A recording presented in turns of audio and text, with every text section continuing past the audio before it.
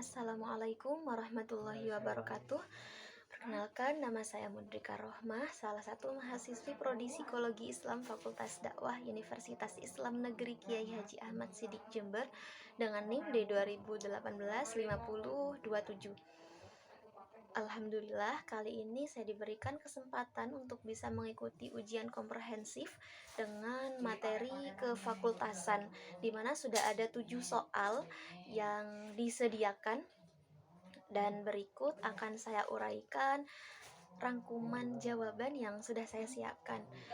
Mengenai soal yang pertama tentang sodakoh yang masuk dalam kategori rukun Islam, apa makna dan implikasinya dengan Al-Quran dan hadis? Jadi sebagaimana kita tahu bahwa salah satu rukun Islam ada yang namanya zakat, dimana pada saat kita menunaikan zakat artinya kita memberikan sebagian harta kita kepada orang yang berhak, dan itu sudah ditentukan oleh syara. Ini artinya merupakan bagian dari sedekah yang juga merupakan kita memberikan sebagian harta kita kepada orang lain. Lalu apa maknanya? Kenapa kemudian sedekah ini masuk dalam kategori rukun Islam? Nah, ini menunjukkan bahwa penting sekali, sangat pentingnya sedekah. Bahkan kalau kita lihat dalam Al-Quran, kewajiban zakat ini disandingkan dengan kewajiban sholat. Seperti kita tahu bahwa sholat itu adalah salah satu ibadah wajib yang menjadi ciri kita bahwa kita seorang muslim. Sebegitu pentingnya sholat, dan zakat ini disandingkan dengan kewajiban sholat itu. Bahkan Al-Quran menyebutkan zakat dan sholat yang bersandingan ini sebanyak 28 kali. Itu artinya mereka yang mau dan gemar bersedekah itu adalah mereka yang keimanannya baik, mereka yang keimanannya bagus. Kemudian sedekah itu juga merupakan salah satu bentuk syukur atas nikmat yang Allah berikan. Jadi tidak hanya dengan mengucap alhamdulillah, tapi disertai dengan perbuatan.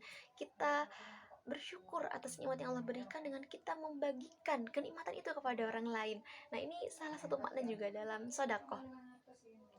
Kemudian sedekah itu bisa menyucikan jiwa, bisa membersihkan hati kita dari sifat kikir, sebagaimana dalam Al-Quran disebutkan tutahhiruhum wa tuzakkihim. Jadi bisa mensucikanmu begitu. Jadi sedekah itu di situ maknanya, kita bisa terhindar dari sifat kikir. Nah, ini beberapa yang disebutkan barusan berkaitan dengan hubungan kita dengan Allah. Ternyata makna yang terkandung dalam sedekah itu juga tidak hanya berkaitan dengan hubungan kita dengan Allah, tapi hubungan kita dengan sesama manusia, di mana dengan kita gemar bersedekah, kita gemar berinfak, itu artinya kita sedang membentuk solidaritas dengan sesama mukmin, dengan sesama muslim. Sebagaimana disebutkan dalam hadis, matsalul mu'minin fi tawaddihim wa tarahumihim wa ta'atufihim kamatsalil jasadil wahid idza ishtaka minhu 'udwun tada'a lahu sairul jasad bisahri wal humma. Jadi perumpamaan seorang mukmin itu bisa kita lihat dari bagaimana mereka saling menyayangi, dari bagaimana mereka saling mengasihi. Sebagaimana satu kesatuan jasad yang jika satu anggota saja merasa kesakitan, maka anggota yang lain pun juga akan merasakan sakit. Dan itu adalah perumpamaan kita sebagai seorang mukmin. Kita bisa merasakan ketika kita melihat saudara kita yang sedang membutuhkan, mari kita berbagi begitu. Nah, dengan hal ini juga akan menepis munculnya iri, munculnya hasad dari mereka-mereka yang sedang Allah uji dengan kesempitan rezeki begitu. Nah, ini makna yang terkandung dalam sedekah hingga akhirnya sedekah ini masuk dalam kategori rukun Islam. Jadi tidak hanya hablum minallah saja, akan tetapi hablum minannas pun ada dan terkandung dalam sedekah di sini. Begitu. Itu untuk soal yang pertama. Kemudian untuk soal yang kedua mengenai aliran agama. Tentang Mu'tazilah. Mu'tazilah ini kita kenal dengan salah satu aliran dalam Islam yang lebih mengedepankan rasio, bahkan sampai mengesampingkan dalam hal penafsiran ayat, misalkan mengesampingkan keaslian makna dari tiap kata yang ada dalam ayat tersebut. Jadi mereka lebih fokus pada rasio. Dan di zaman ini, khususnya di Indonesia, itu ternyata ada bibit-bibit Mu'tazilah tapi dengan nama yang berbeda, dan kita bisa kenal dengan istilah liberalisme. Jadi liberalisme ini sudah mulai terlihat di Indonesia dari beberapa data yang saya dapatkan dari Badan Litbang dan Diklat Kemenak Republik Indonesia. Di Indonesia itu pernah ditemukan ada yang namanya komunitas Islam Uban Kayu. Nah, ini diidentifikasi sebagai cikal bakal liberalisme pertama di Indonesia. Kemudian sampai berkembang di tahun 2001, itu namanya JIL gitu. JIL ini salah satu jaringan yang di situ melibatkan orang-orang yang memiliki paham liberal. Jadi JIL, Jaringan Islam Liberal, begitu. Dan ini harus kita bisa berhati-hati ya. Tidak hanya itu, ternyata di Indonesia juga pernah diidentifikasi ada komunitas lain yang juga sepaham dengan JIL. Di antaranya adalah Jaringan Intelektual Muda Muhammadiyah. Kemudian ada Formasi, ada Elkis Yogyakarta, kemudian ada Let's Form, yang pada intinya kesemuanya ini sama. Kesamaan dari aliran-aliran atau jaringan-jaringan ini dengan aliran Mu'tazilah pada masa dahulu adalah keduanya sama-sama mengedepankan rasio dan tidak lagi mementingkan keotentikan makna kata dari ayat ketika itu misalnya digunakan untuk mengambil sebuah hukum, begitu. Bahkan kalau kita lihat di beberapa sumber, JIL ini mereka kelompok yang mengatakan bahwa kitab-kitab tafsir tidak lagi dibutuhkan, cukup dengan terjemahan saja. Dan ini sangat bertentangan dengan bagaimana kita bisa memahami Islam secara kafah, begitu ya. Jadi harus benar-benar dicari apakah makna dari setiap kata yang Allah sampaikan dalam Al-Quran. Dan untuk orang-orang dalam JIL ini tidak seperti itu. Kemudian kita juga bisa melihat juga dari data yang ada, kalau JIL ini mereka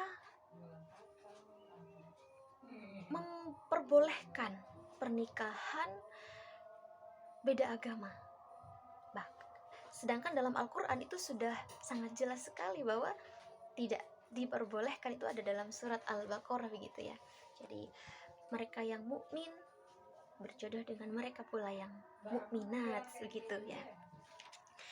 Jadi persamaannya di sana. Kemudian yang ketiga, untuk soal yang berkaitan dengan akhir zaman, jadi mereka yang berpegang teguh pada hukum Allah di akhir zaman seperti memegang bara api. Kegiatan apa saja? Kalau kita lihat dari salah satu tanda yang menunjukkan bahwa saat ini adalah akhir zaman, diantaranya adalah merebaknya khamr, kemudian zina yang dilakukan secara terang-terangan, kemudian ada lagi merebaknya kebodohan. Nah, ini salah satu dari tanda-tanda bahwa zaman itu telah sampai di akhir zaman, dan kita bisa melihat tiga tanda ini ada di sekeliling kita. Karenanya kegiatan-kegiatan yang bisa menyelamatkan kita dari tiga hal ini menjadi hal yang sulit sepertinya kita lakukan di akhir zaman, karena kita melihat di sekeliling kita khamar sudah merebak di mana-mana. Bahkan kalau dulu hanya di perkotaan, sekarang sudah sampai di pedesaan. Dan itu marak terjadi di kalangan remaja, sangat marak terjadi. Kalau dulu orang melakukan zina ini sembunyi-sembunyi karena takut ketahuan, karena malu. Tapi sekarang dengan adanya kemajuan teknologi, jadi apapun bisa ditampilkan di sana, dan mereka tidak malu untuk menampilkan zinahnya melalui media sosial yang itu bisa dilakukan semua orang. Karena itu menutup aurat, kemudian kita menahan syahwat, menahan nafsu untuk bisa mengikuti tren zaman yang itu berhubungan dengan pelanggaran syariat. Ini menjadi salah satu kegiatan yang sangat baik, kegiatan yang sangat bagus sekali untuk kita bisa terapkan di akhir zaman ini.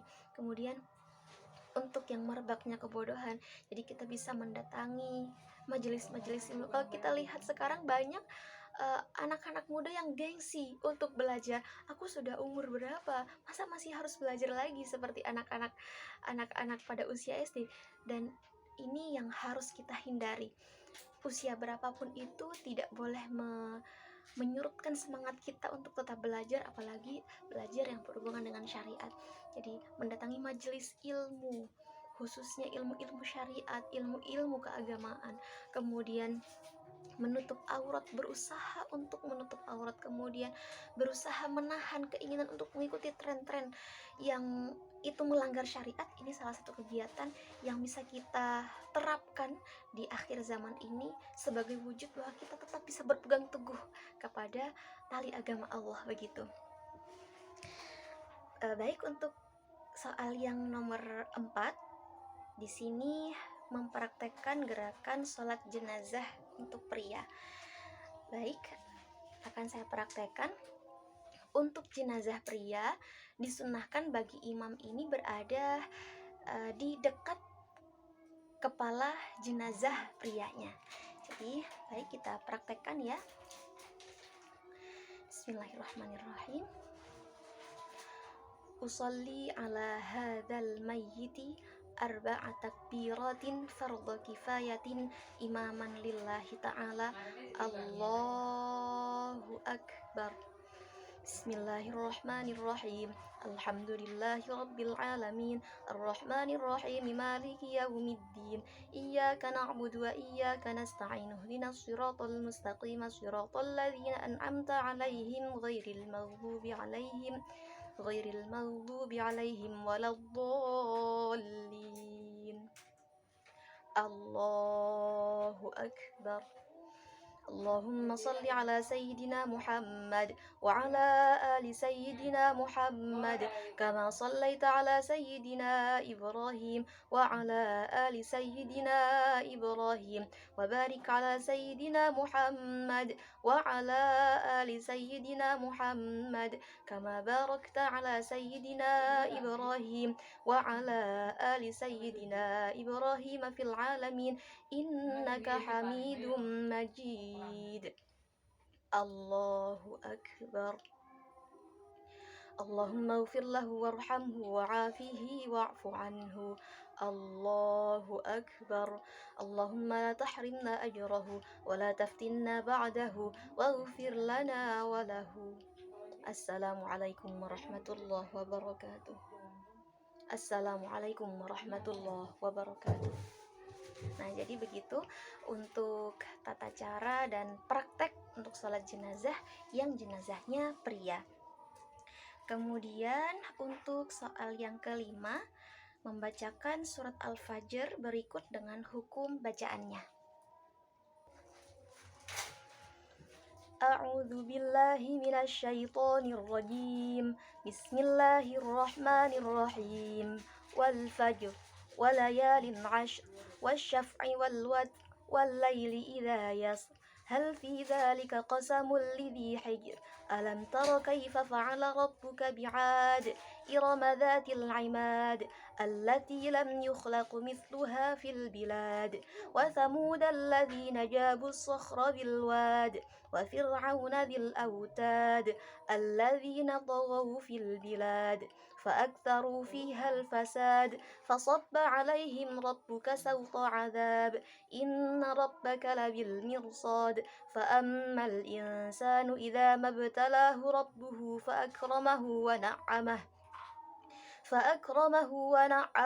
فيقول ربي أكرمن وأما إذا ما ابتلاه فقدر عليه رزقه فيقول ربي أهانن كلا بل لا تكرمون اليتيم ولا تحاضون على طعام المسكين وتأكلون التراث أكلا لما وتحبون المال حبا جما كلا إذا دكت الأرض دكا دكا وجاء ربك والملك صفا صفا وجيء يومئذ بجهنم يومئذ يتذكر الإنسان وأنى له الذكرى يقول يا ليتني قدمت لحياتي فيومئذ لا يعذب عذابه أحد ولا يوثق وثاقه أحد يا أيتها النفس المطمئنة ارجعي إلى ربك راضية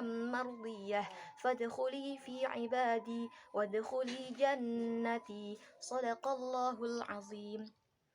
Kemudian untuk hukum bacaan dalam ilmu tajwidnya, saya urutkan dari ayat yang pertama wal fajr.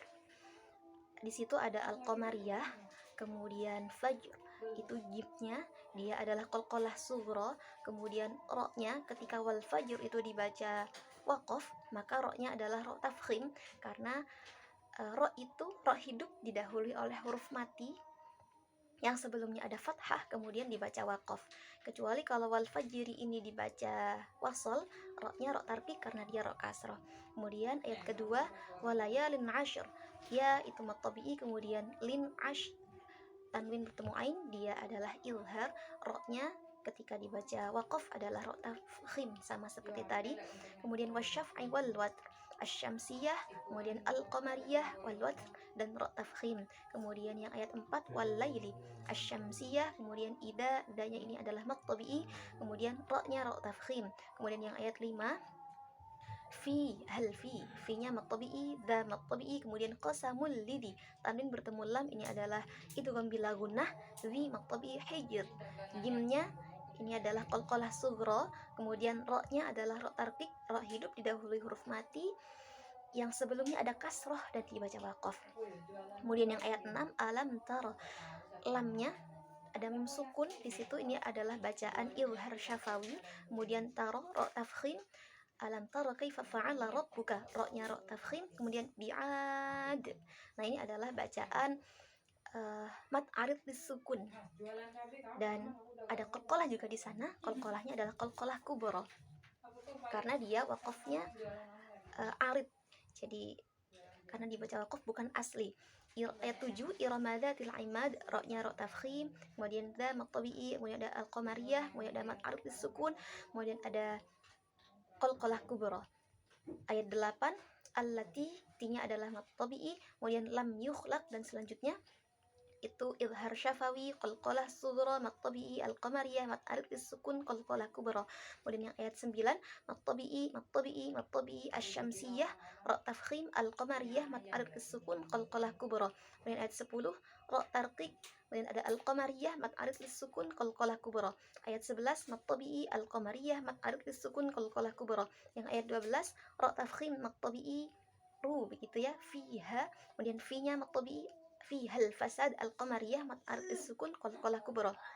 Kemudian ayat 13 fasabba alaihim rabbuka, izhar syafawi, ra tafkhim, mad arid bisukun, qalqalah kubra. Kemudian ayat 14 gunnah, ra tafkhim, al-qamariyah, mirsad, ini ro-nya adalah ro tafkhim. Dia dibaca tebal karena ro sukun didahului kasrah dan setelahnya dia bertemu dengan huruf isti'la berupa shad. Kemudian mirsad ini adalah bacaan mad arid bisukun dan di situ juga ada qalqalah kubra. Ayat 15 gunnah al-qamariyah ikhfa mat tabi'i qalqalah sughra mat tabi'i ra tafkhim mat silah qasirah ra tafkhim mat silah qasirah mat tabi'i ra tafkhim mat jaiz munfasil rabbi akraman ra-nya ra tafkhim. Kemudian ayat 16 gunnah mad jaiz munfasil mat tabi'i qalqalah sughra mat tabi'i ra tafkhim ra tarqiq mat silah qasirah mat tabi'i ra tafkhim mad jaiz munfasil mat tabi'i. Ayat 17 mat tabi'i balla. Huruf yang sama, yang pertama sukun, ini namanya idgham mutamathilain. Kemudian lanya mat tabi'i, terus ra tarqiq mat tabi'i al-qamariyah mat arqis sukun. Kemudian ayat 18 wala tahadduna, lanya mat tabi'i kemudian hadduna. Ini adalah bacaan mat lazim mustaqal kalimi. Lanjut du mat tabi'i kemudian mat tabi'i al-qamariyah mat arqis sukun. Ayat 19 mat tabi'i asy-syamsiyah ra tafkhim mat tabi'i idgham bila gunnah lama man kemudian dibaca ma di waqaf, itu namanya mat iwat. Kemudian yang ayat 20 mat tabi'i al-qamariyah mat tabi'i ikhfa gunnah mat iwat. Kemudian ayat 21 mat jaiz munfasil mat tabi'i al-qamariyah ra tafkhim ikhfa mat iwat. Kemudian ayat 22 mat wajib muttasil ra tafkhim al-qamariyah ikhfa mat iwat.